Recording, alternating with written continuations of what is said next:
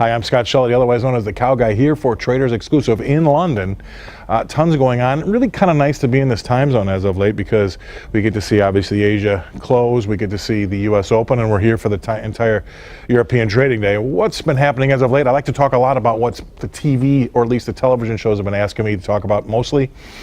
It's been the Bank of England a little bit, but really it's going to be the tariffs, what Trump's been doing, what the EU has been doing back to the U.S., and what might be coming out of China.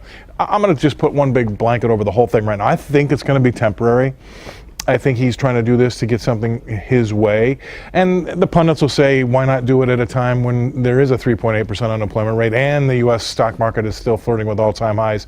Those are the times, if the U.S. is that strong, that they should do it.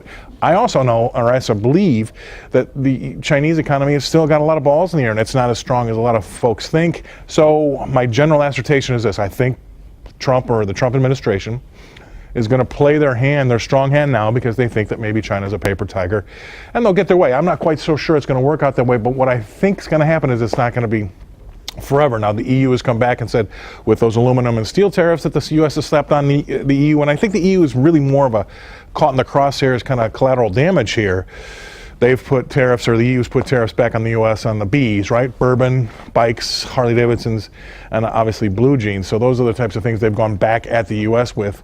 But it's really only a 3-to-1 kind of a scenario. We're going to be taxing 3 times more than they're going to be taxing us. So still relatively small. I don't think it's going to be a blip for the markets, but something to keep an eye on, because I do think it's going to be temporary. Those have been really the big talking points. We've got a stalemate in that U.S. Treasury around 292, and I think it's because it's half flight to quality, half expecting the U.S. economy to be getting better.